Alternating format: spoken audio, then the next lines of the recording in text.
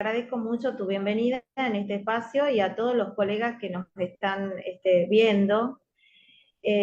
Soy una abogada, igual que todos ustedes. La vida nos va formando como abogados en la manera que los casos van cayendo a nuestro conocimiento, a nuestro estudio jurídico.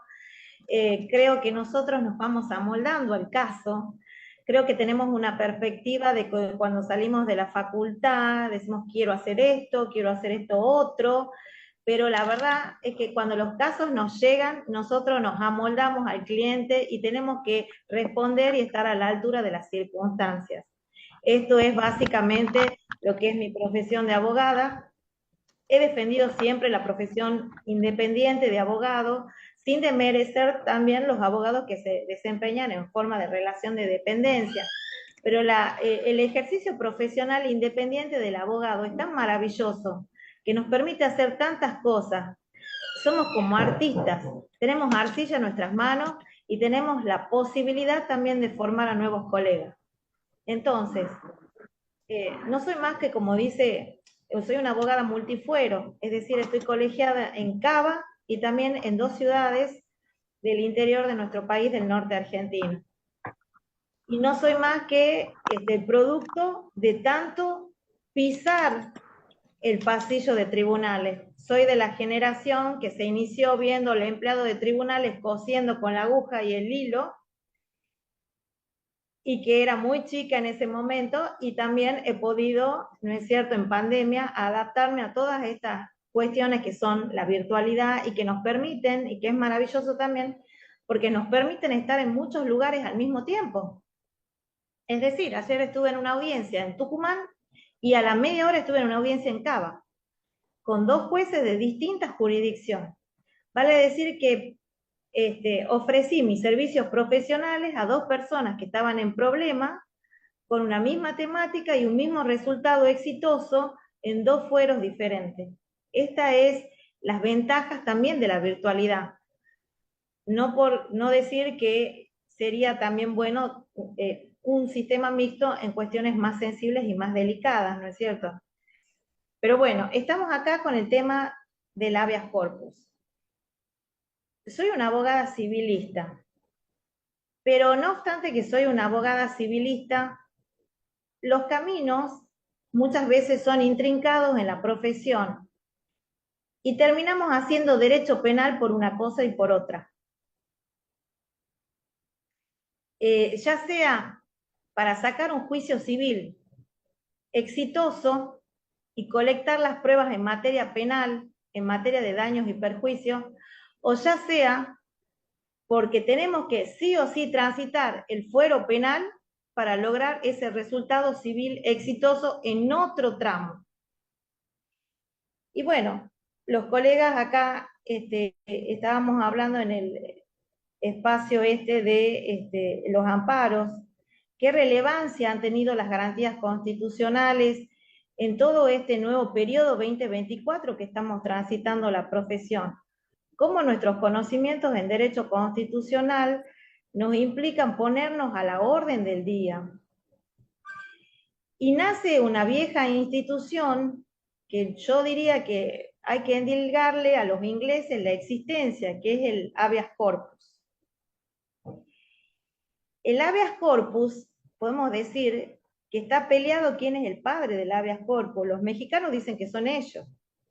Los ingleses dicen que son ellos porque se defendían del señor o sea, los siervos de la gleba, en la época medieval, tenían que defenderse del señor feudal, de las arbitrariedades a las que se veían sometidos. Esa es la primera semilla que tenemos del habeas corpus. En nuestra Carta Magna, que es totalmente liberal, ¿me están escuchando? Si hay algún problema, paro. En nuestra Carta Magna, que es totalmente liberal, les decía que está inserto, implícito, desde el año 1853, el habeas corpus. Otorgar los beneficios de la libertad para nosotros, para la posteridad y para todos los hombres del mundo que quieran pisar suelo argentino. Vale decir que el principio y garantía constitucional más básico es la inmunidad ambulatoria. Y acá le estoy tirando un principio que ustedes pueden fundar sus escritos judiciales. Inmunidad, inmunidad ambulatoria. ¿Qué quiere decir eso? Yo voy caminando por la calle y me confunden con una mechera.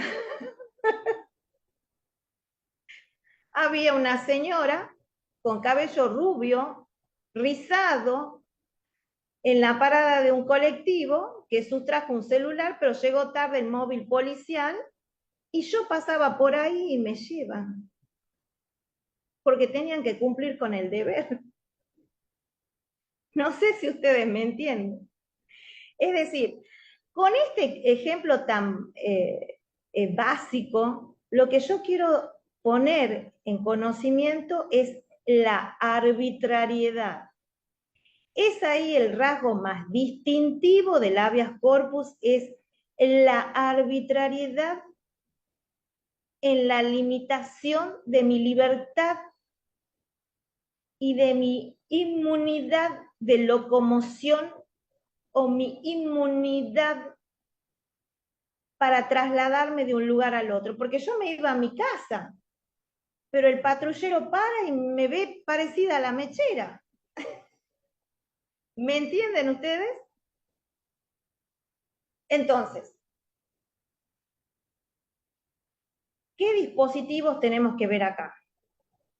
En cuanto a los hechos que han sido público y notorio en los últimos días, que los noticieros, bueno, todos hemos estado entre que trabajamos, tomamos un cafecito y vemos el noticiero, es de público y notorio, nos cuenta todo, que hubieron manifestaciones y expresiones que son significativas del derecho a protestar ante las autoridades, del derecho a peticionar ante las autoridades siempre que sea de una forma pública, pacífica, y del tema de los protocolos anti-piquete. Un protocolo que solamente tiene como finalidad básica que se respete la libertad de circulación. Y cuando ustedes estudiaban derecho penal, yo me acuerdo, y todos nos acordamos que hablábamos de la colisión de bienes jurídicos, el derecho de peticionar a las autoridades, el derecho de criticar a la autoridad, de sentarnos en el cordón de una vereda y cantar el himno. No avalo ningún hecho vandálico, desde ya todo eso es desdeñable, pero eso es otra cosa. Estamos hablando del derecho de peticionar a las autoridades, de un jubilado que está apostado en la vereda con una olla y un palito, y viene la autoridad y ejerce un protocolo que dice ser validado por una autoridad judicial que ha pasado por... Y uno ve en la televisión que se lleva arrestada una chica que se da vuelta, que tiene una comisura con un aspecto como de una agresión, un lastimado, y dice, me llevan por cantar el himno sentada en el cordón de la vereda. Yo les pregunto a ustedes, y se pueden desmutear, porque a mí me gustan las clases interactivas. Se pueden desmutear. Las podés desmutear, Eva. ¿Están muteados? A ver. Eh, hay una... bueno, a ver. Ahí creo que los voy...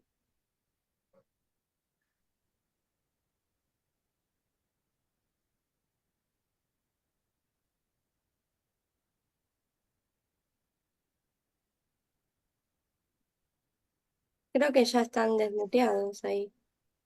Ahí está. Bueno, yo les pregunto a los que están presentes, y estamos acá mirándonos, ¿a ustedes qué les parece el tema del protocolo que ya está avalado porque a ustedes les toca un caso concreto, tienen que las contrata un pariente de la chica militante que estaba sentada en el cordón de la vereda aplaudiendo, o del jubilado que está con la olla. ¿Qué les parece a ustedes que tienen que hacer? Me gustaría escucharla. ¿Qué les saldría?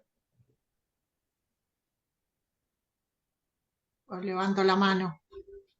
Sí, te escucho, A Luisa. mí me saldría fundamentar los derechos que tienen esas personas a peticionar libremente, porque efectivamente tanto las jóvenes como los jubilados tienen el derecho a expresar las ideas que sienten, que piensan, que han elaborado de manera pacífica y no violenta. Muy bien. Y eso es una garantía constitucional. Exacto. Entonces hay una garantía constitucional que está en colisión con el protocolo. Sí, exacto. Sí. Perfecto. Bueno, entonces ante ese caso, y estamos en la era digital, yo a la persona la conozco vagamente, digamos, estoy todo hablando ejemplificativamente, la conozco vagamente porque es la chica que cuando se me acaba la yerba del mate vive enfrente mío y me presta. Yo no sé ni cómo se llama. Y la ley de habeas corpus me dice que yo tengo que consignar nombre, apellido, dirección, domicilio real y motivo del presunto e injustificado arresto. ¿Cómo hago yo en ese caso? ¿Qué se les ocurre? Pensemos, porque me encanta la clase para pensar. Porque todo, si yo diría una clase magistral y le leo todas estas leyes de la OEA, no les queda nada y se van a dormir. Por eso estos días se les estaba pidiendo a la gente que detenían que gritara su nombre, que si podía tirar a un papelito con su número de documento.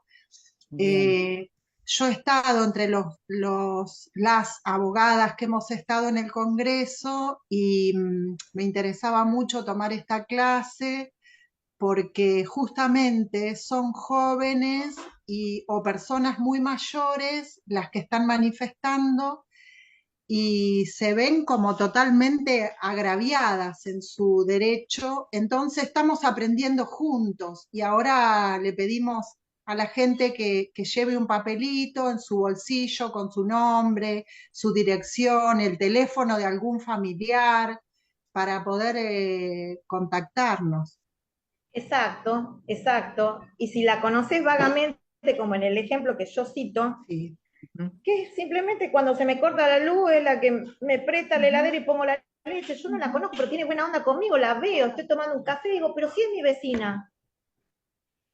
Inmediatamente tratar de hacer un screenshot, llamar al canal de televisión que está pasando esto, y tengo habilitado, con habilitación de días y horas, el juez en primera instancia penal en materia de habeas corpus.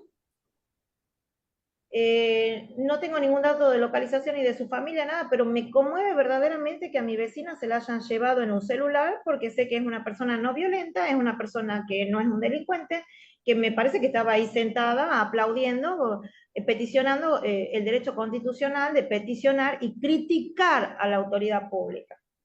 Y eso no puede ser conculcado por ningún protocolo, porque el protocolo tiene que ser y tiene que estar con los criterios de la Organización de Naciones Unidas, que propone protocolos y estándares internacionales de proporcionalidad y razonabilidad. Es decir, que por mucho que la autoridad policial se quiera condecorar o autocondecorar con la estrellita del niño bueno, llevándose a jubilados que están manifestando pacíficamente, lo hace pasiblemente responsable de las acciones penales y civiles que pesaran en su cabeza. ¿Me explico? Lore, te veo muy muda. Me gustaría saber tu opinión. Ay, Es que es muy... No, pero ya voy a opinar, ya voy a opinar, voy registrando. El Bueno, protocolo que dice exactamente, eso es. bueno, el protocolo lo tenemos ahí para entregarlo a ustedes, porque yo me he tomado el trabajo de que llegue a Ah, cada uno de porque no, ustedes a claro, través de la doctora Burgos, y es muy simple. No sé si algunos tuvieron derecho romano, porque no en todas las universidades han tenido derecho sí, romano. ¿Se sí tuve, acuerdan del vulgar ius, del ius gentium? sí, el Yuchento, sí, Bueno, el derecho de la de ahí gente, sí, nacen los derechos humanos, es el derecho de la razonabilidad y de la proporcionalidad. sí. ¿Qué quiere decir razonable?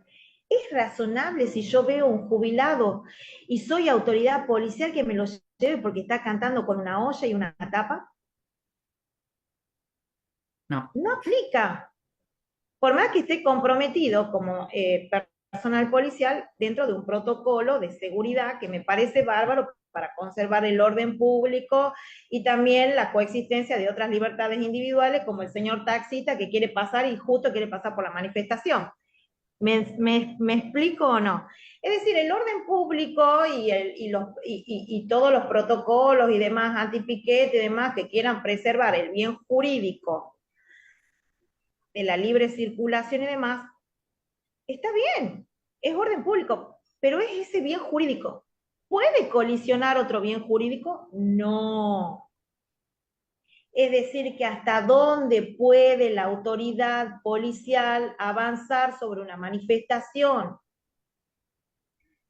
está limitada por los criterios, por más que esté en un contexto de una orden, pero debe también ver que no existe la obediencia debida en este sentido de ir contra cualquier criterio desproporcionado, o golpear a una persona, o tirársela encima, o llevarla en un celular solamente porque está sentada en el cordón de la vereda.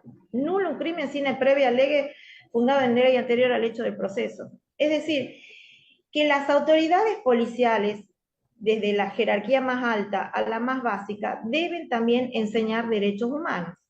¿Por qué?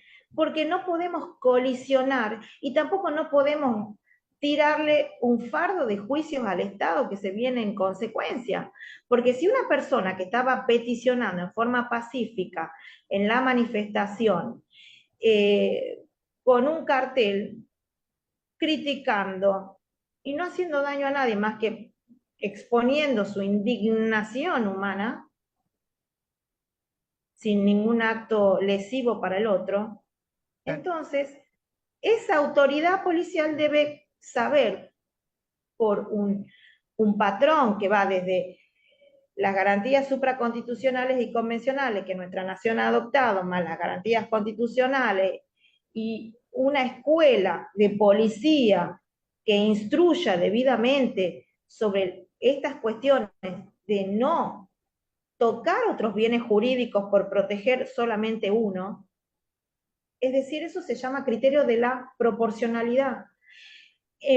Cuido el orden público en proporción de no dañar otros bienes jurídicos, y bienes jurídicos muy sensibles, como el bien jurídico de la libertad. ¿Me explico? Sí. ¿Alguien tiene una pregunta hasta acá? No, nada, es tomado como una incitación a la violencia o a alterar ese orden público, pero nada que ver. No, Digo, ellos, ¿cómo lo toman? Lo toman así, como una incitación, pero no.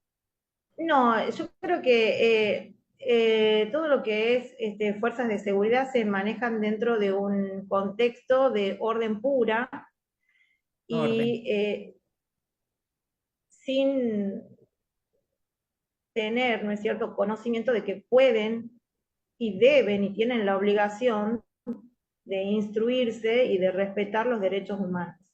Sí, sí. Eso es básico en toda fuerza de seguridad y en todo Estado de Derecho.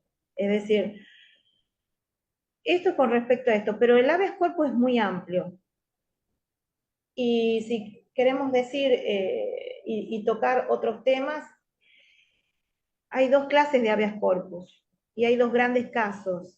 Y me gustaría entrar un poquito con jurisprudencia para que ustedes tengan también para fundamentar. Me interesa mucho hablar del caso Berbisky, no sé si lo han escuchado.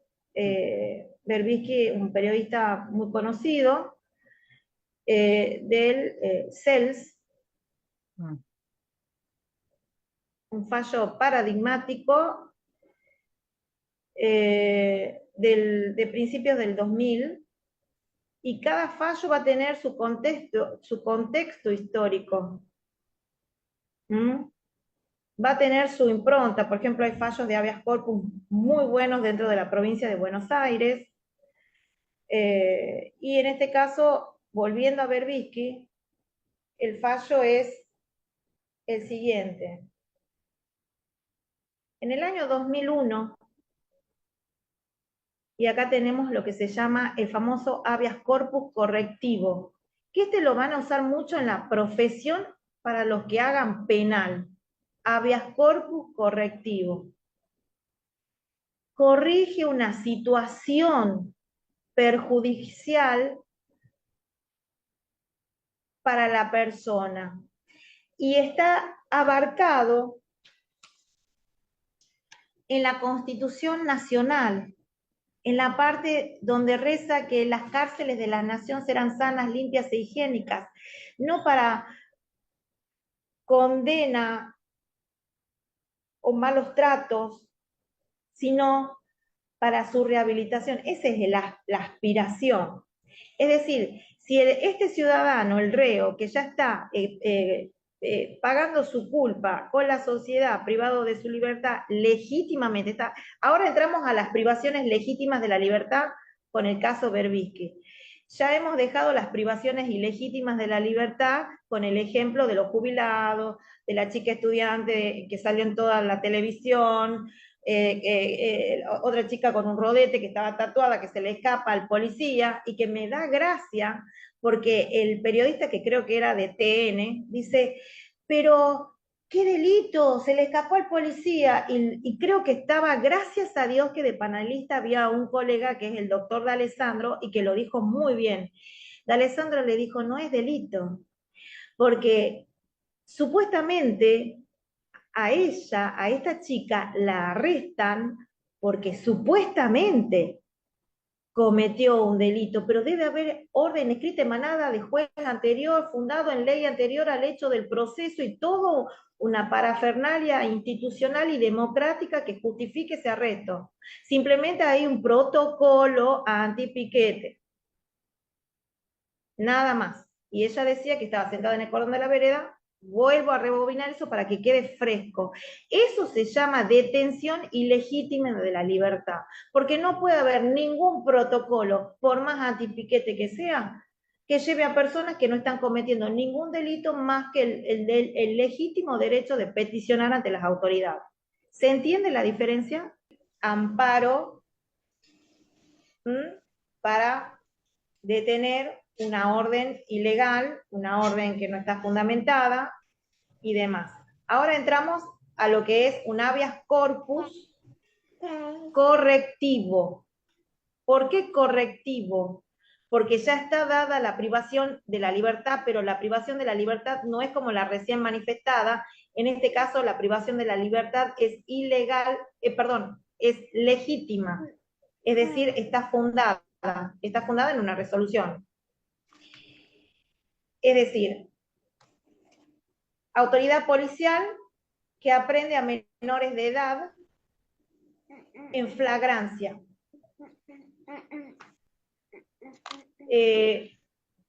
Tema delincuencia que ahora está a la orden del día y demás, y hay una polémica bastante grande con el tema de si la solución es bajar o no el nivel de edad para la imputabilidad o no.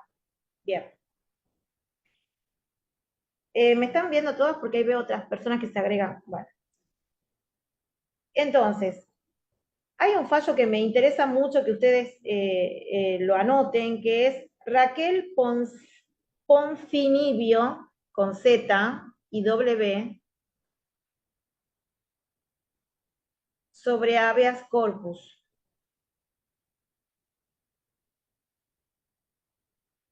Ese fallo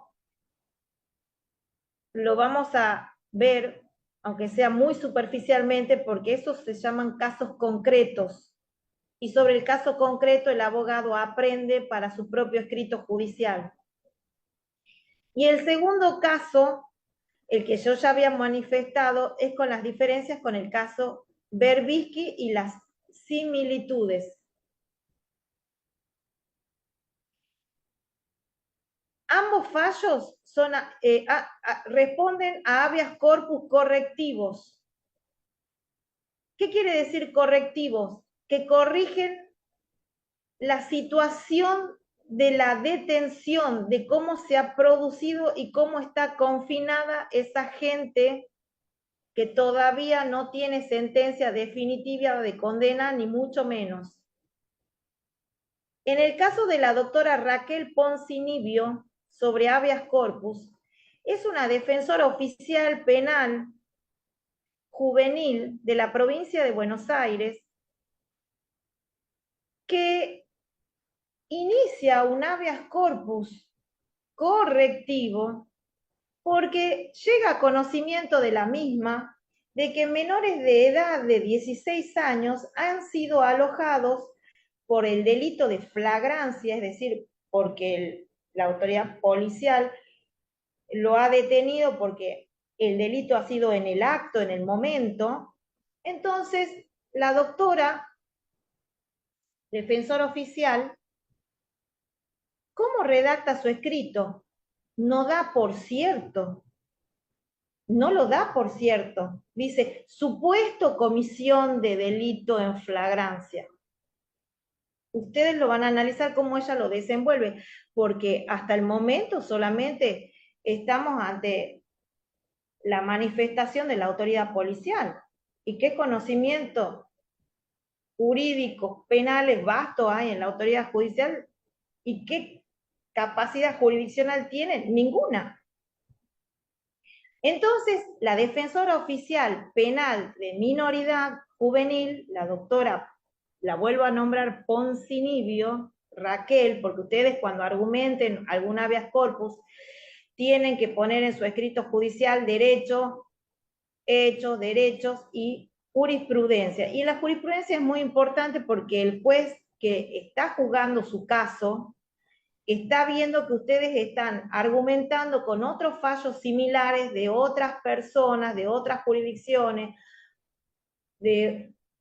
muy similares. Entonces, en la labor pretoriana es muy importante que el escrito judicial lleve jurisprudencia, y jurisprudencia idónea, que tenga compatibilidad con los hechos que nosotros estamos narrando. Es en el caso que a ustedes les llegue que un determinado menor, un cliente de ustedes, llegue y un determinado menor esté alojado en una comisaría y todavía no haya sido puesto ante la autoridad competente, ante el señor fiscal, ante un juez de garantía, ante la señora defensora de menores, y siga alojado en una comisaría de provincia de Buenos Aires, de algún pueblo perdido. ¿Me entienden ustedes? Entonces, es importante que la jurisprudencia sea idónea. Y en este sentido, decimos que es correctivo porque tiende a corregir esa detención para que los menores que están alojados con mayores, en donde pueden sufrir un gravamen irreparable, que un menor de edad esté alojado en una comisaría con mayores de edad y en situación de hacinamiento, en una serie de irregularidades en la detención, hace a que, ¿no es cierto?, esta situación se revierta y pasemos a fundar en el derecho este habeas corpus. Y así es como esta colega, defensora oficial, establece como fundamento el artículo 43 de la Constitución Nacional, que es básico, la última parte, el último párrafo, el artículo 43, el artículo 37 y 4 de la CIN, las reglas de Beijing 12 y 13, las reglas de protección de los chicos privados de la libertad, es decir, cómo lo va estructurando a su escrito de habeas corpus en relación a la causa que ella lleva, que son menores de edad. Yo también hubiera puesto la Convención de los Derechos del Niño, supraconstitucional, etc. Entonces, le dan favorable y en la parte resolutiva del auto resolutorio de habeas corpus está toda la explicación y por qué le dan favorable a la doctora.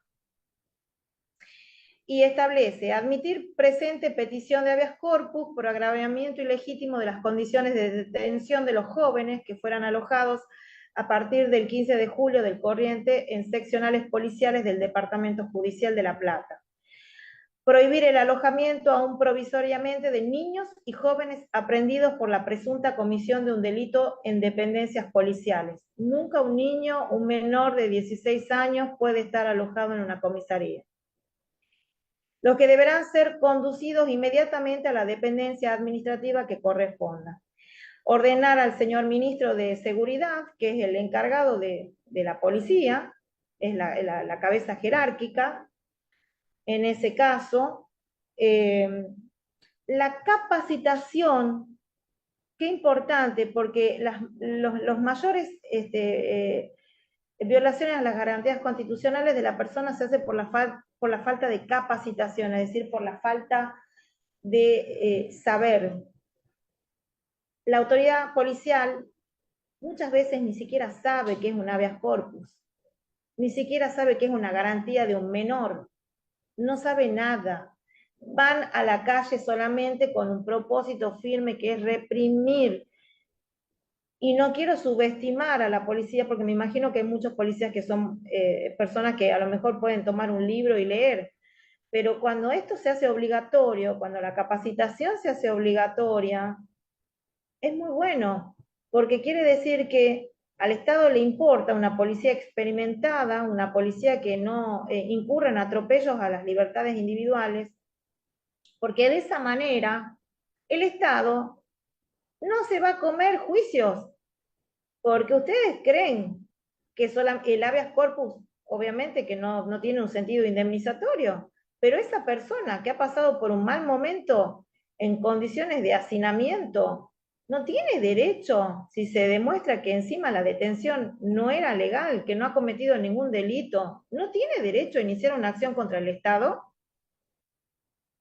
¿Queremos ahorrarle al Estado en qué si después vuelven multiplicadas las lluvias de juicios contra el Estado? ¿Me explico? Ahorramos en capacitación, pero nos devuelven en lluvia de demandas. Esto es producto de lo que, vuelvo a reiterar en un principio, nos están faltando los soportes esenciales del principio de razonabilidad y proporcionalidad.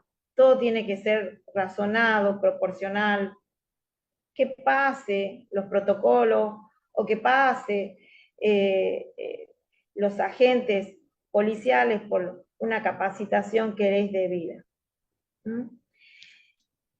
Bueno, esto es un amparo correctivo también de tipo colectivo, porque es una defensora de menores que toma conocimiento que un grupo de menores está alojado en una comisaría. Y después tenemos el amparo, perdón, el habeas corpus, porque es del género amparo, y los mexicanos no dicen habeas corpus, a todos le dicen amparo, pero tenemos el habeas corpus correctivo del caso Berbisky, que también es muy importante. Y eso es, le negaban, como este es del 2001, este es más reciente, el que acabo de decir, en el 2001 le negaban la legitimación activa. ¿Quién es un instituto de estudios sociales? En ese momento el CELS, ahora es recontra famosa, pero ¿quién es un instituto de estudios sociales para impetrar una demanda de habeas corpus, para iniciar una acción de habeas corpus? contra un grupo de gente que está en las cárceles y que reclama condiciones más dignas. Bueno, la legitimación de un centro de estudios sociales al principio no le fue dada y apelaron en segunda instancia ante la Cámara de Apelaciones, y ahí sí que no tuvieron resultado y fueron por el recurso extraordinario federal y tuvieron buen resultado, porque sí, porque afecta, aunque no haya un interés legítimo, directo, hay un interés de la colectividad, de toda la sociedad que forma la nación argentina, de que las cárceles sean limpias, sanas, para la reinserción social, tendientes a una reinserción social, no para un castigo extremo, no para que la gente pase vejámenes y torturas o excesivos malos tratos, o padecer el hacinamiento a la enésima potencia, sino cumplir lo que dice el precepto constitucional, que las cárceles de la nación serán sanas y limpias para la reinserción, para su rehabilitación. Bueno, prosperó. Y así es con la cuestión pretoriana, con la cuestión jurisprudencial, es que va prosperando, ¿no es cierto?, el habeas corpus. Y insisto, nuestro país fue pionero en habeas corpus y lo tenía en el preámbulo de la Constitución, y posteriormente en otras legislaciones posteriores.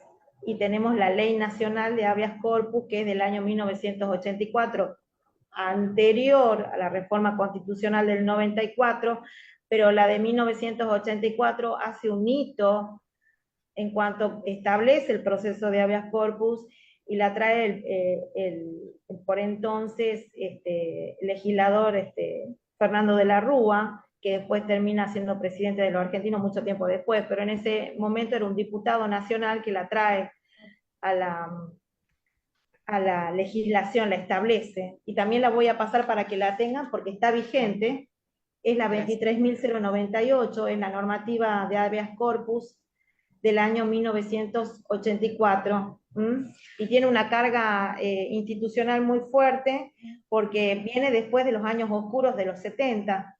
Entonces, creo que Fernando de la Rúa, más que por presidente de los argentinos, tendría que ser más reconocido porque trajo el habeas corpus y se hizo toda una legislación al respecto, ¿no? En la época del doctor Alfonsín. Sí, Doctora, por favor, Luisa. la doctora Luisa Boyeano levantó la mano y quiere participar. Sí, sí, doctora, sí, dígame.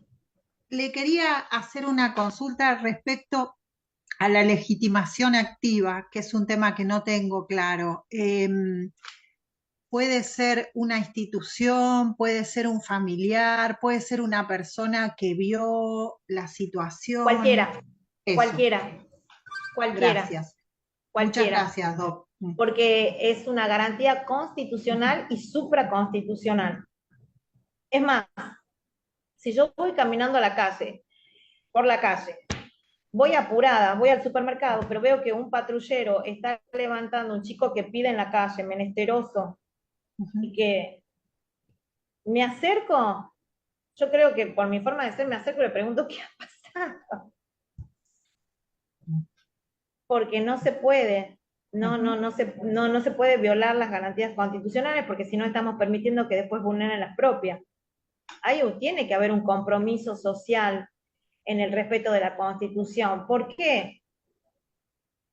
Y hay un caso muy lindo también dentro de derecho constitucional que me gusta mucho, que es el caso Polino, en donde en el caso Polino todo gravitaba. Polino era un político, después del Pacto de Olivos, hay un pacto entre Alfonsín y Menem, y que después es un pacto como encriptado, que va y se tenía que discutir en el Congreso como fundamento de la Convención Constituyente para formar las bases de la nueva Constitución del 94 y demás. previo a esto, a la convención de la convención constituyente, previo a esto teníamos el Pacto de Olivos, el famoso Pacto de Olivos, que yo debo haber tenido 11 años en el Pacto de Olivos, pero lo veíamos como un noticiero, que era la famosa figura de Alfonsín, con la mano para atrás, hablando con Carlos Menem, que las cámaras de televisión los enfocaban bien atrás, y esa gráfica era un pacto entre el presidente saliente y el presidente actual, entre las dos grandes popes de la democracia en ese momento. Pero un paquete legislativo en donde venían muchas innovaciones para la Convención Constituyente, y había un político polino que decía, bueno, pero ¿cómo que no se puede discutir, no se puede criticar este paquete? A mí me parece que la Convención Constituyente tenemos derecho al análisis puntual de todo y cada uno de las cosas que no nos pueden decir, bueno, apruebo, no, hay que criticar, se puede criticar. Estoy legitimado. Bueno, son los primeros amparos, digamos, por eso es muy, muy fina la línea porque es como que él sentía que estaba restringiendo su libertad dentro del Congreso, pero yo tengo derecho a discutirse, es un amparo habeas corpus, o sea, se sentía restringido, como muteado. Y bueno, la legitimación activa es toda persona que sienta que se ha restringido en un otro o en sí mismo. Es decir, yo siento que en mí se me ha restringido una libertad, en este caso el habeas corpus más precisamente una libertad ambulatoria, una inmunidad ambulatoria, una libertad de locomoción, como el ejemplo que di, que cuando hay un error in personam de la policía, busca una persona y se lleva a otra. ¿Cuántos casos no hay de esto? Era parecido, bueno, que teníamos que cortar porque había que volver a la casa para cenar, había que llevar a alguien. O sea, En el famoso perejil. en muchos ese casos. No caso, sé si ustedes me entienden. en ese caso, bueno, yo estuve dando clases para la policía local de Quilmes, cuando se hizo un convenio Y entre bueno, la Universidad de Quilmes y el Ministerio de Seguridad. Y cuando salía de dar clases, me encuentro con la clase de operaciones policiales.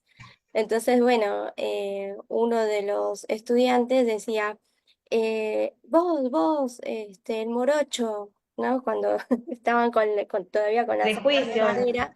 Y entonces yo seguía caminando y me doy la vuelta y le digo, morocho, morocho somos todos, le dije, ¿no? En un momento. En todo caso, tenés que aprender a individualizar a la persona que está cometiendo el delito, según Supuesto, es un acto lo ves. discriminatorio tremendo. Claro, claro. Y entonces los profesores de esa materia, que eran todos comisarios, me miraron y le digo, claro, porque si no te vas a llevar a una persona que no tiene nada que ver.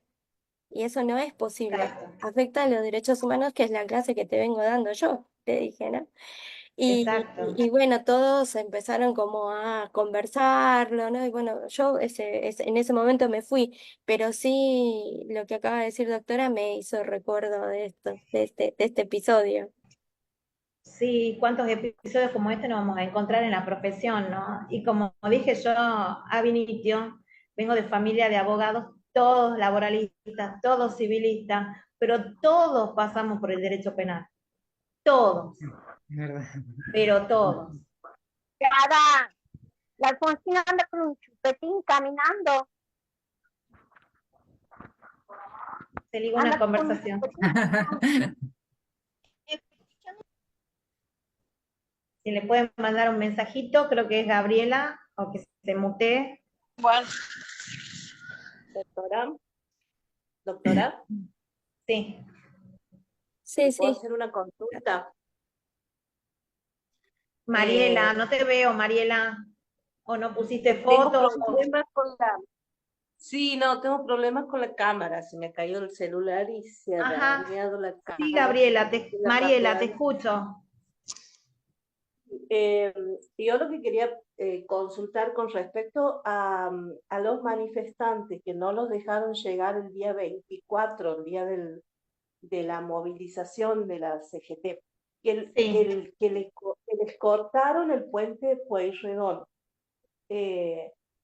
Para mí, lo que yo en ese momento he visto es una privación del derecho de circular libremente, claro, ahí cabería un habeas corpus preventivo. preventivo. Ujú. ¿Me explico yo, Mariela? En Sí, la especificidad de habeas corpus, si bien el habeas corpus, como dijimos, de la legitimación activa, es decir, ¿quién lo puede incoar? Cualquiera que está viendo el hecho injusto, que, que palpa a través de los sentidos el hecho injusto. Eh, bien. la misma persona que lo padece u otra persona que lo ve, o un juez de oficio, es lo que establece la ley, o un juez de oficio. Un juez de oficio que está viendo la televisión, está viendo esto que vos me estás relatando. Ahora, Sí.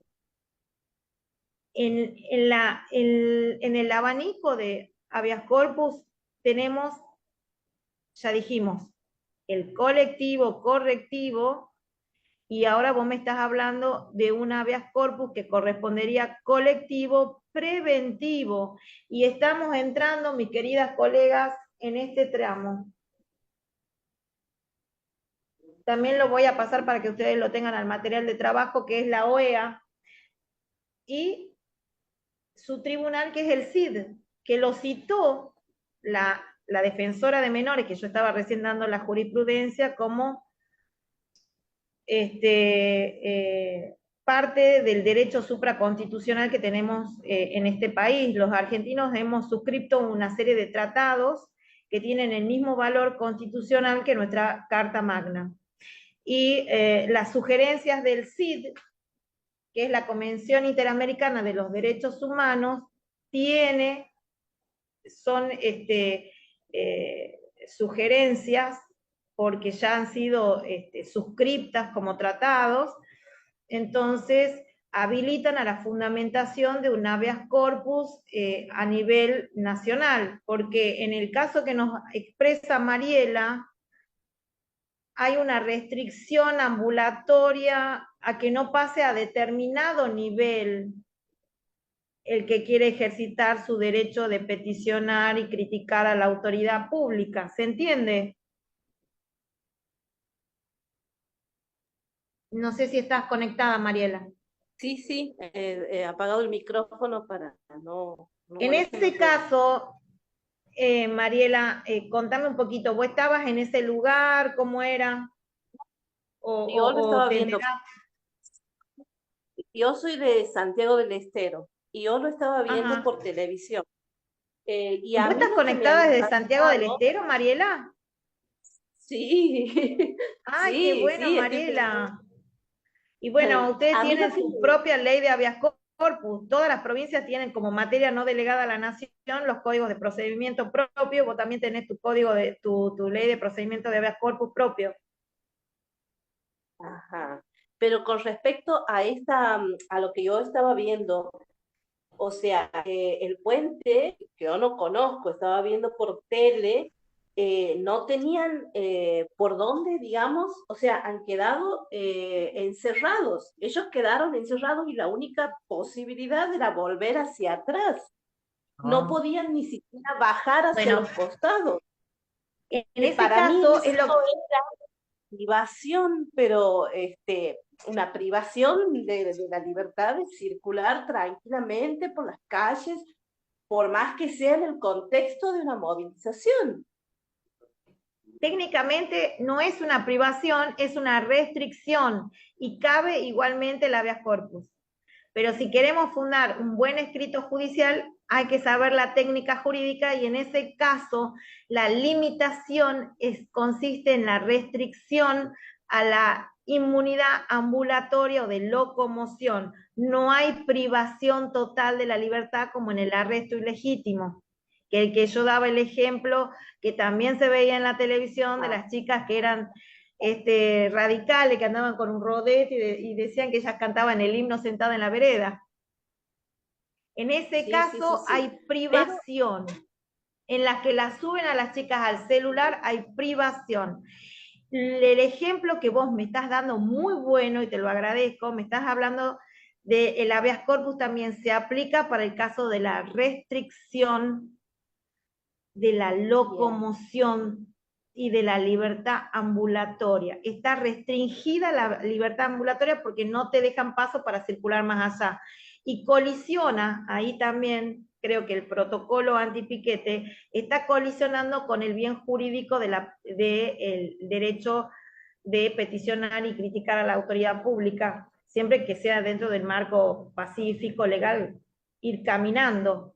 Pero era si, en este caso así, dentro del marco pacífico, dentro de un marco bueno, pacífico.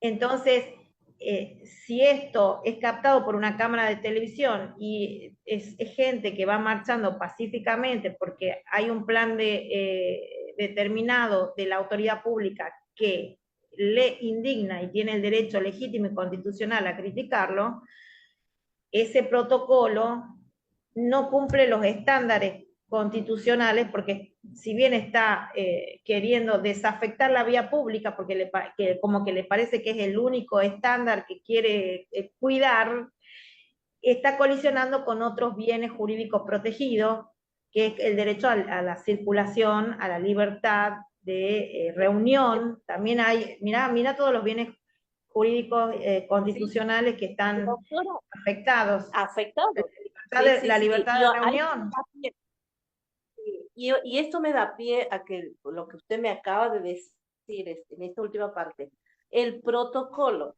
no se podía haber, porque el protocolo ha sido de represión y no de preservación del orden. Al ser de represión, están reprimiendo, que no es lo mismo que preservar. eh, entonces, no se podía contra ese protocolo instaurar o poner un habeas corpus Por por supuesto, pero no contra es el contra el protocolo. protocolo, no es contra el protocolo, es contra la limitación que vos manifestás a la restricción de la libertad ambulatoria del grupo humano que se desenvolvía con el objetivo de peticionar a la autoridad o de criticarla o de manifestar su indignidad dentro de los cánones constitucionales que lo estaba haciendo. Y te explico que contra el protocolo lo que cabe es una impugnación por colisionar contra garantías constitucionales, que de hecho he leído que el doctor Casanelo ha analizado ese protocolo y que lo que leí es que no surge que estén presentes los estándares internacionales de respeto a derechos humanos que se tendría que mandar de vuelta a corregirlo. Bien, ¿Me explico? bien, bien. Entonces, Que se ajuste, hay, que se ajuste a hay los un juez federal que estándares. ya salió, que es de público y notorio, que ya salió en los medios, en los portales y demás, que sugiere que se adecue mayormente a los estándares internacionales. Todos los países tienen derecho a tener sus protocolos para garantizar el ordenamiento interno, vehicular, etcétera. Pero esos protocolos no pueden colisionar libertades constitucionales ni otros bienes jurídicos protegidos. Es decir, si hay gente que viene pública y pacíficamente con intención de peticionar a las autoridades, es obviamente que el protocolo debe aplicarse en respeto a la dignidad humana y al derecho libre y constitucional que tiene una persona de manifestarse pacíficamente en su indignidad, en su no compartir el mismo pensamiento, el mismo proyecto, ¿se entiende? Sí, sí, sí, sí. Muchas gracias, doctora. Muy claras sus explicaciones. Bueno, entonces queda claro que cuando te limitan el poder circular por ese puente que vos me contás, ahí cabe el habeas corpus. El habeas corpus, ¿qué sería? ¿Qué habeas corpus sería? A ver si se acuerdan. Había Preventivo, Preventivo preventivo. colectivo. Muy bien, preventivo. Preventivo, porque esta gente no ha sido arrestada ni llevada en celulares. Esta gente claro, simplemente se está limitando, la acción de la autoridad está limitando el derecho de paso legítimo que tiene ese grupo de personas por ese puente. La exacto. autoridad policial lo hace por una orden de un superior, que es el protocolo, pero el protocolo a su vez tiene que ser rediseñado respetando las garantías constitucionales como lo ha establecido de público y notorio un juez federal que así se expidió, que tengo entendido que es el doctor Casanelo, que es el que lo manifiesta, de que debe rediseñarse de acuerdo a los estándares internacionales de políticas y de derechos humanos. Claro. El derecho humano es el que tenemos todos. Y si consentimos que a un grupo le hagan esto, porque son pobres, que le hagan, a mí que me importa, yo estoy fresquita tomando un juguito de naranja en mi aire acondicionado, en el estudio jurídico mirando, después cuando me lo hagan a mí, en otro aspecto, no me va a gustar. Entonces, creo que la responsabilidad y los guardianes de la Constitución, en cuanto volviendo al tema de legitimación activa, no es que la legitimación activa sea solamente del grupo vulnerado o de algún pariente que está viendo lo que está pasando. La legitimación activa que establece en el caso Berbisky, en donde le da, nace esta nueva clasificación de habeas corpus colectivo, correctivo porque era de cárceles, pero colectivo, es que la legitimación activa la puede tener cualquiera. Ujú. ¿Mm? Es más, si yo soy una persona muy comprometida con el tema social, y bueno, y como decía yo, soy una vecina que una sola vez me dio una tacita de azúcar, la chica de enfrente, que la súper conozco porque tiene el tatuaje, tiene el rodete, está llorando y veo que está así, bueno, no sé dónde están los parientes, creo que esa chica es del campo, que no tiene parientes, sé que alquila por acá, bueno, me tomo un taxi, me voy a tribunal y digo, yo soy vecina, me parece que es una buena chica, se la están llevando, no sé qué pasa. Bueno, si yo obro así y no tengo un abogado cerca, es muy válido, porque eso es un habeas corpus verbal, sin la forma escrita. Entonces tiene que ser canalizado y tiene que ser tomado por un juez de turno, de primera instancia, que tomará mis datos y demás. Entonces yo también le podré dar algunos datos de la persona. ¿Y por qué canal de televisión la vio usted a su vecina? Y yo la vi que estaba en América y que lloraba y que decía que no había hecho nada, que estaba cantando el himno. ¿Me explicó? Entonces, es ahí el nivel de compromiso y no sé si ustedes me entienden, pero nosotros cuando éramos muy chicos, íbamos al secundario, teníamos una materia que a mí me parecía que era hermosa, que era educación cívica.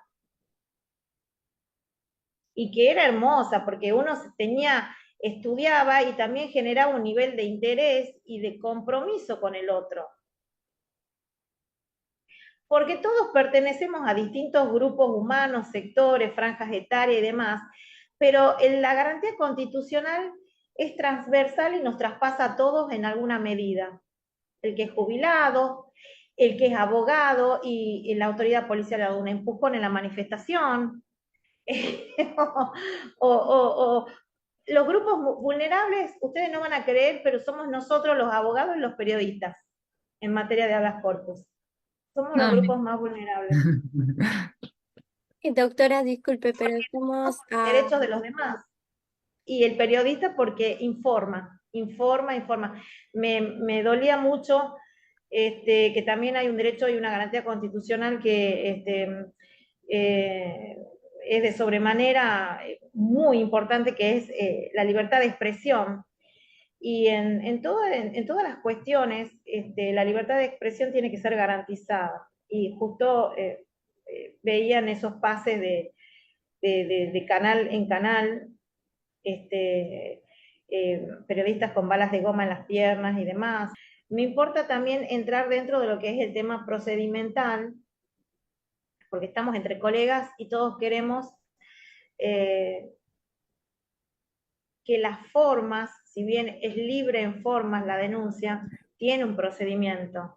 Después tiene un procedimiento, si el habeas corpus es rechazado, después habrá que apelarse y ahí sí o sí la presencia de un letrado, de una letrada, porque estamos ya en lo que se llama el régimen de incumbencias, es decir, porque tenemos permitido que cualquier ciudadano se irrogue el hecho de ir a denunciar un arresto o una detención indebida, porque es una garantía constitucional que nos traspasa en forma transversal a todos y porque todos somos guardianes de la Constitución en mayor o en menor medida.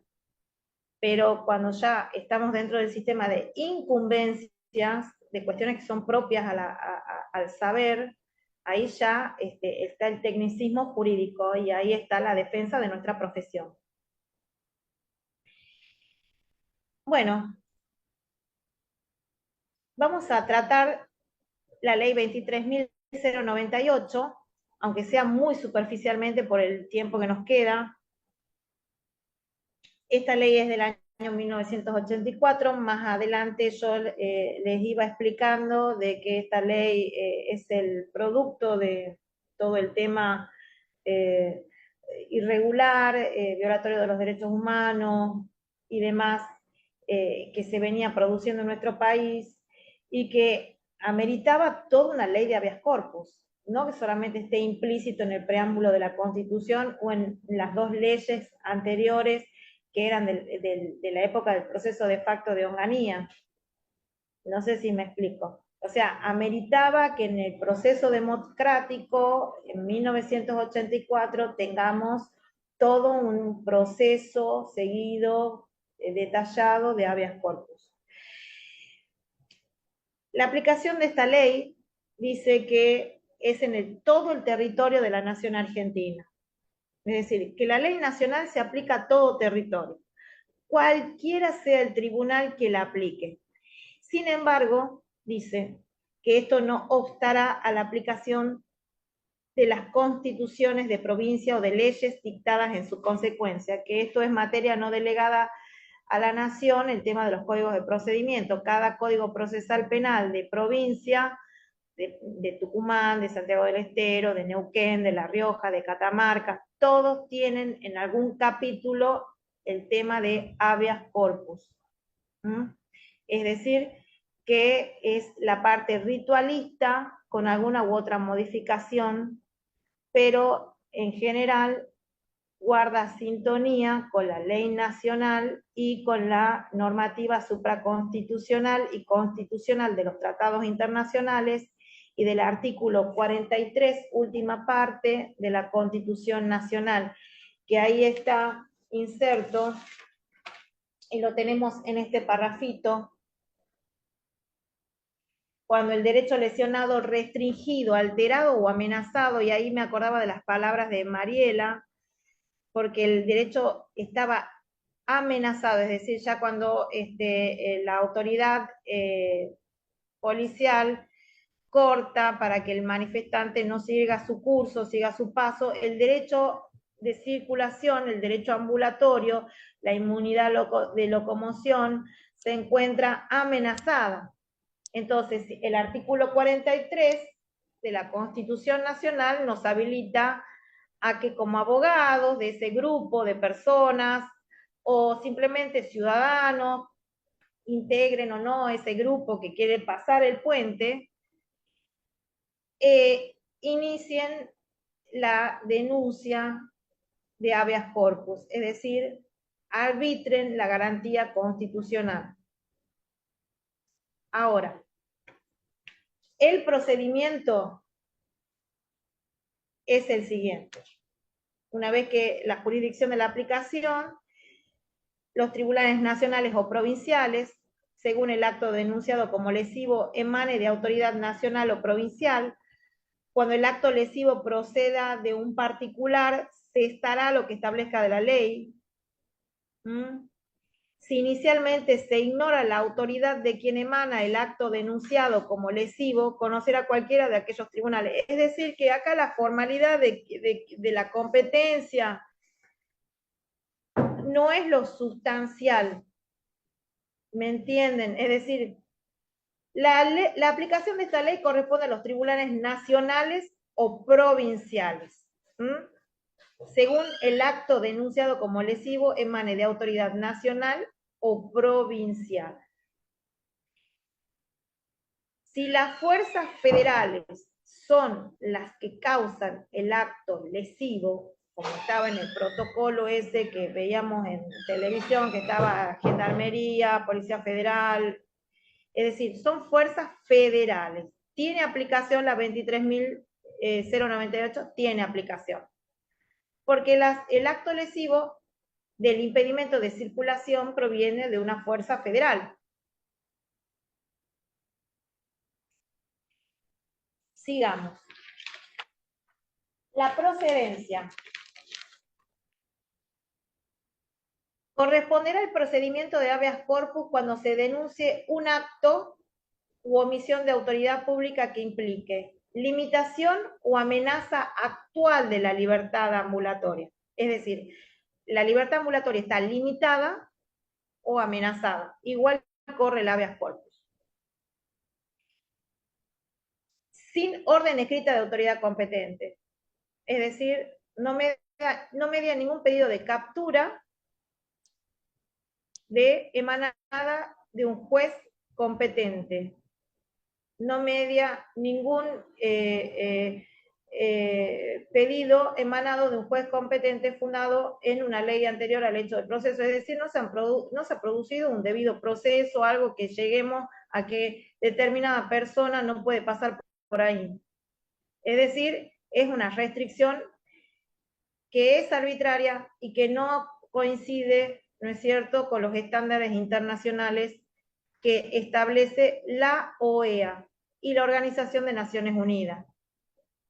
Supraconstitucional, pirámide de Kelsen, constitución, tratado, ustedes ya lo tienen en la cabeza.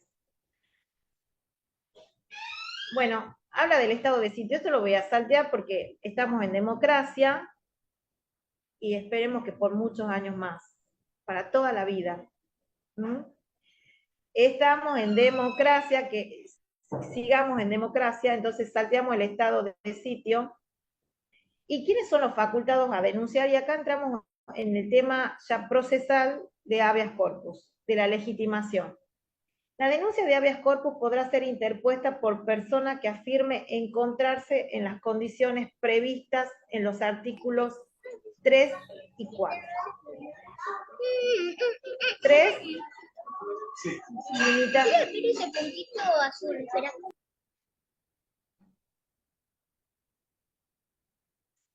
Artículo 3. Inciso primero. Una persona o un grupo de personas con una limitación o amenaza actual de la libertad. Y 2, agravación ilegítima. Es las personas que están ya con una privación legítima de la libertad, pero en condiciones inhumanas. Están viviendo, dicho de otra manera, están viviendo como hacinadas, como animales de granja en una cárcel. Cuando la pena es simplemente la privación de la libertad, pero en condiciones dignas. Claro. O que aprendan un oficio, o que aprendan un estudio, para que no vuelvan a salir a la calle como si fuese una escuela de la delincuencia. El eje es ese. Y bueno, entonces los facultados a denunciar, la denuncia de habeas corpus podrá ser interpuesta, entonces, por lo que acabamos de decir, y la inconstitucionalidad está inserta en el artículo 6. Y esto es muy importante porque estábamos hablando del protocolo antipiquete, que está cuestionado en cuanto a su constitucionalidad, como ejemplo, porque esto es lo que ha sido usamos siempre el ejemplo, la coyuntura de la realidad actual. No es que estamos ensañados con el protocolo antipiquete, no sé si usted me entiende. Estamos siempre, no hay mejor cosa para los abogados que estudiar a través de la coyuntura de la realidad, porque es lo que te impulsa, lo que te motiva, lo que estás viendo en los canales de televisión, de público y notorio, como decimos en las audiencias. Entonces, los jueces pueden declarar la inconstitucionalidad de oficio de esas reglamentaciones, de ese protocolo, de eso que está impidiendo que ese grupo de personas pacíficamente salga a manifestarse, a circular y atravesar un puente para llegar y expresar su indignación con determinado proyecto de ley. Sí, el juez puede declarar de oficio la inconstitucionalidad del protocolo. Puede decir, bueno, quiero ver, a ver qué dice. A ver, bueno, acá tengo lo de la OEA, la ONU, la Constitución Nacional. Bueno, no me cierran los números, me parece que esto es inconstitucional. ¿Me explico? A mí no me cierran los números. Un juez avesado lo lee al protocolo, a mí no me cierra. No me parece que sea, me parece que en pos de beneficiar un bien jurídico protegido estamos vulnerando otros. Recurso de inconstitucionalidad. Las sentencias que se dicten los tribunales superiores en el procedimiento de habeas corpus serán consideradas definitivas a los efectos del recurso de inconstitucionalidad ante la Corte Suprema. ¿Qué quiere decir esto? Yo me presento ante el juez, me dice que no va el habeas corpus, te lo rechazo. Me presento ante la segunda instancia, ante la Cámara de Apelaciones, y me lo rechaza. Entonces eso ya es sentencia definitiva, no hay otro paso más. Con eso yo ya puedo ir por el recurso de inconstitucionalidad ante la Corte. En la reserva del caso federal, que ya es el análisis, ¿no es cierto?, de la inconstitucionalidad de la medida, la inconstitucionalidad del orden, etc. El tema competencia también es muy importante, lo van a tener porque lo mando por PDF, está en el artículo 8, la competencia, cuando el acto denunciado como lesivo emana de autoridad nacional, conocerán de los procedimientos de habeas corpus. En la capital federal, los jueces de primera instancia, en criminal, en lo criminal de instrucción. En el territorio nacional o provincias, los jueces de sección, según las reglas que rigen su competencia territorial. ¿Qué quiere decir? En las provincias los jueces penales de primera instancia, el que esté de turno. La denuncia, eso sepanlo bien como abogadas ustedes, pero el que, por ejemplo, el kiosquero que ha visto la detención ilegal, va y a boca de jarro habla y le van a proveer un defensor oficial a él para que se presente ante el juez y demás, o sea, se van a arbitrar todos los mecanismos cuando es una situación así súbita. Pero si ustedes lo quieren preparar bien, tienen que saber el artículo 9 de cómo va la denuncia, nombre y domicilio real del denunciante, nombre y domicilio real da más datos personales conocidos de la persona en cuyo favor se denuncia. Todos los datos conocidos, porque ustedes no saben ni cómo es el apodo. La causa o pretexto del acto denunciado como lesivo, en la medida del conocimiento del denunciante, es decir, la causa. ¿A mí qué no me cierra que esto es lesivo? Que una chica estudiante de Derecho que estaba sentada en la esquina cantando el himno y que la veo que la suben al celular con el labio roto. Y veo que la amiga se le escapa con un rodete al viento. Y que un periodista de TN dice, esto es ilegal, se acaba de escapar. ¿Y por qué no dijo que era ilegal la detención? En el cuestionamiento, y le dice el doctor D'Alessandro, es que es ante la inmunidad de la libertad, salir escapándose, no está escapando de nada, porque si no hay un auto no hay un auto de procesamiento, no hay un auto de, no hay un pedido de captura emanada de autoridad competente sobre esa persona en concreto.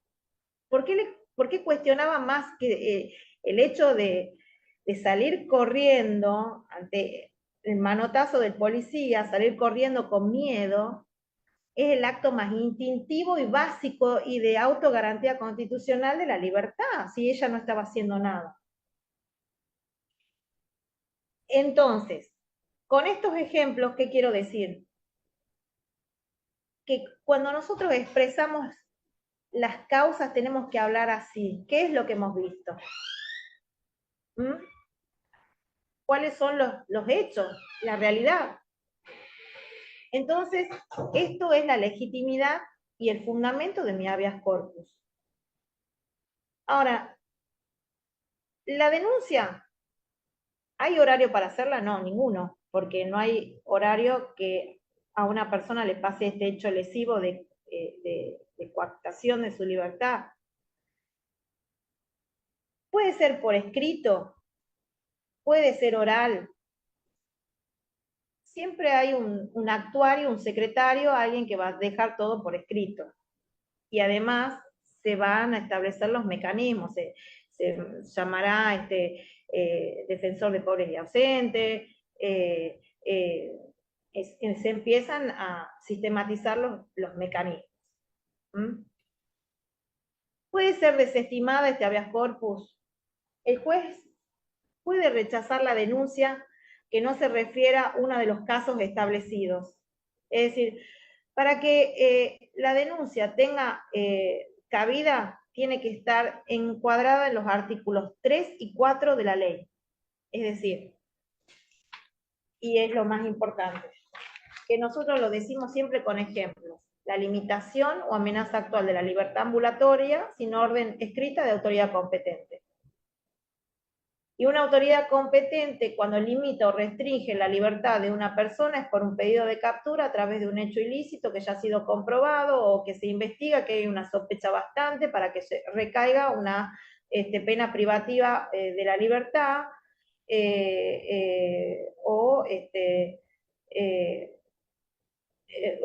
o preventiva.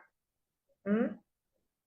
Cuando están en prisión preventiva es porque no hay una condena, pero hay elementos que se llaman sospecha bastante. Es decir, que estamos muy lejos de los casos que se encontraban las manifestantes, estas que venimos tomándolas como ejemplo, las chicas, las del himno nacional, así le vamos a poner, las que cantaban el himno nacional. Es decir, que en este caso sí cabería toda la legitimidad para que avance y prospere el habeas corpus. ¿Mm? Pero no, muchas veces en la vida de un abogado o abogada, miren, lo más lindo de ejercer la abogacía es cuando uno da con un juez probo, con un juez comprometido. Cuando yo hacía en mi provincia por muchos años, y que acá no lo conocen mucho, que es la petición de la obligación legal autónoma. En los siniestros viales, generalmente automotor con ciclista, yo iba por la parte más débil, por el ciclista, nosotros teníamos lo que era empezar con un daño y perjuicio, que todavía no teníamos toda la colección de pruebas, porque eso va por la parte penal, y teníamos que ver cómo ese ciclista que no tiene obra social, que a lo mejor puede ser un chico de mandados, de pedidos, no puede ser que esta persona necesite clavos para ponerse en su rodilla y no tenga los medios para hacerlo y ha sido víctima de un acto lesivo por violación y transgresión de la normativa de tránsito. Entonces, hay una jurisprudencia muy buena desarrollada que también en algún momento vamos a dar una charla, si los administradores, si ustedes lo quieren, que es sobre las medidas autosatisfactivas e innovativas en el derecho de salud, cuando el derecho de salud esté comprometido. Y yo andaba con mis manuales contenta de medidas innovativas, me había ido a comprar Editorial Astrea y con toda mi colección de todo, y me tocaba cada juez que me decía, rechazado, rechazado, no, no va. Hasta que empezó a tocar un juzgado muy garantista en el tema de salud. Y ahí está la suerte del abogado. ¿Por qué?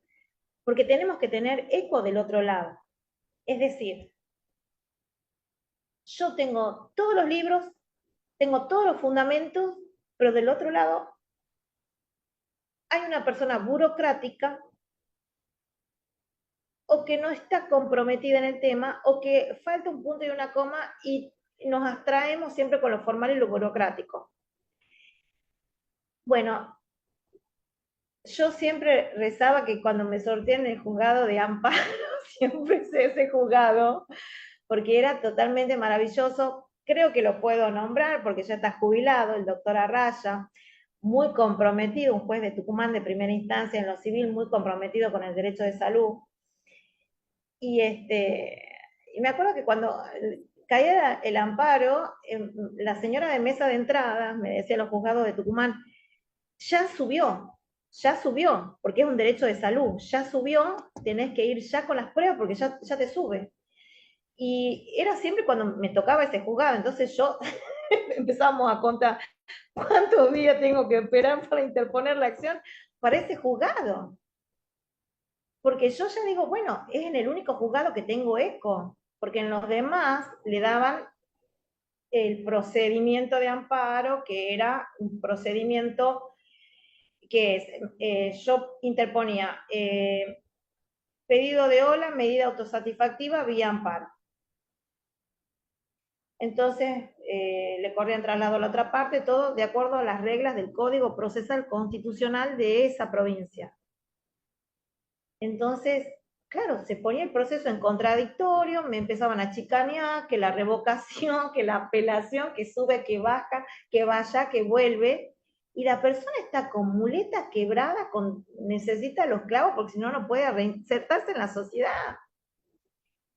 Y este buen juez, que yo lo tengo muy presente, que lo nombro porque ni siquiera él me debe, a ver, yo como otros tantos abogados, ni siquiera nos saludaban en el pasillo, como diciendo, yo mantengo totalmente mi ecuanimidad. O sea, capaz que el juez me veía siempre en apellido, en ese juzgado, pero a la salida, ¿cómo será de imparcial que ni siquiera nos saludaba ninguno de los abogados? Como diciendo, yo no es por ustedes, ni porque ustedes me caigan bien, yo es porque defiendo el derecho de salud. Entonces, era tan gracioso porque yo decía, ¿será que le caigo mal? Porque encima, cuando nos veía que yo y otros colegas íbamos con los amparos, se escondía y bajaba por otra escalera. Pero a la hora de fallar, era tan probo. Entonces, cuando uno critica el sistema judicial, dice, bueno, es que los probos muchas veces vienen, y no me quiero emocionar, vienen muchas veces a sopesar y a, ¿cómo les puedo decir? Bueno, muchas que hay jueces que les importa, que no lo hacen esto como un trabajo que les pesa, que se comprometen y que dan charlas. Y eso está bueno, el compromiso con la sociedad. Y bueno, y ahí siempre era la medida autosatisfactiva vía amparo. Entonces, ¿qué tenía lugar? La cautelar primero y después le corrían traslado a la aseguradora a ver si es verdad. Pero primero era verosimilitud del derecho invocado, peligro en la demora, chan chan, astreintes por cada día de demora en el cumplimiento de la obligación para que a ese fulano le paguen los clavos para la operación. Entonces, el derecho tiende y tiene que satisfacer a esas necesidades vitales del ser humano, porque está hecho para eso. ¿Me entienden? Entonces, hay casos en que el habeas corpus nos lo van a rechazar. aunque esté comprendido en todo y cada uno de los puntitos. Y ahí es que venimos como una abogada que se esfuerza y, pues, bueno, vamos a la segunda instancia. Bueno, no prospera en la segunda instancia, pero tienen que ser cuestiones muy graves para que no prospere en la segunda instancia. Tiene que prosperar si es que está dado en esos puntos, porque también al juez le cabe una responsabilidad funcional. ¿Cómo no voy a parar una situación injusta? Porque a él también le va a caber una responsabilidad. ¿Me entienden? Entonces, en este caso, considero que si están, con el pedido de informes que hace el juez en la audiencia de orden que tiene el habeas corpus, en donde brevemente ve que el arresto es indebido, entonces ahí prospera el habeas corpus. Ya que cese esta detención ilegal, y ahí viene la palabra habeas corpus. Habeas corpus, que el cuerpo me lo traiga. Es decir, que venga la persona hacia mí porque la quiero ver. En qué estado está, en qué calidad está, cómo está. Y si no, tengo que ir yo a verla a la persona. Yo, juez, tengo que ir a verla a la persona. No la podemos traer. Usted sabe, su señoría, que tiene, no sé, se parece que se dobló el piecito caminando, no puede venir. Bueno, voy yo y la voy a ver. ¿Se entiende cómo es una debida función judicial en ese caso? Una buena praxis judicial. No puede venir, voy yo. Pero el cuerpo lo tengo que ver.